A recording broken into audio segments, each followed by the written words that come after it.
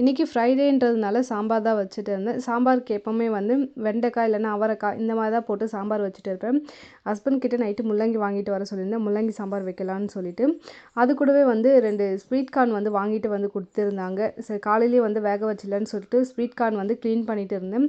இது உடைக்கவே முடியல, அவ்வளோ டைட்டாக இருந்தது. ஒரு வழியாக கஷ்டப்பட்டு அந்த ஸ்லாஃபில் வச்சு உடச்சிட்டேன். உடச்சி ஒரு 4 பீஸ் மட்டும் வேக வச்சுட்டு இருந்தேன்.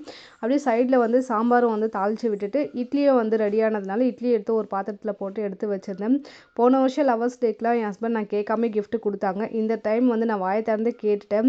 அதெல்லாம் முக்கியமானு சொல்லி என்னை வெறுப்பேற்றிட்டு விட்டுட்டாங்க. ஆனால் என்னை வெறுப்பேற்றினாலும் கண்டிப்பாக சர்ப்ரைஸாக வந்து கிஃப்ட் கொடுப்பாங்க. உங்கள் ஹஸ்பண்ட் வந்து உங்களை வெறுப்பேற்றி சர்ப்ரைஸாக வந்து கிஃப்ட் கொடுத்துருக்காங்கன்னு சொல்லிட்டு மறக்காமல் சொல்லுங்கள். அப்புறம் முட்டை கொஞ்சம் இருந்ததுனால முட்டை பொடி மாஸ் தான் பண்ணியிருந்தேன். முட்டை பொடி மாஸில் வந்து சில்லி வெங்காயம் சேர்த்தோம்னா டேஸ்ட் நல்லாயிருக்கும். நான் பாப்பாவுக்கு கொடுக்கறதுனால வெறும் வெங்காயம் பெப்பர் போட்டு கொடுத்துருந்தேன். டேஸ்ட் ரொம்ப சூப்பராக இருந்தது.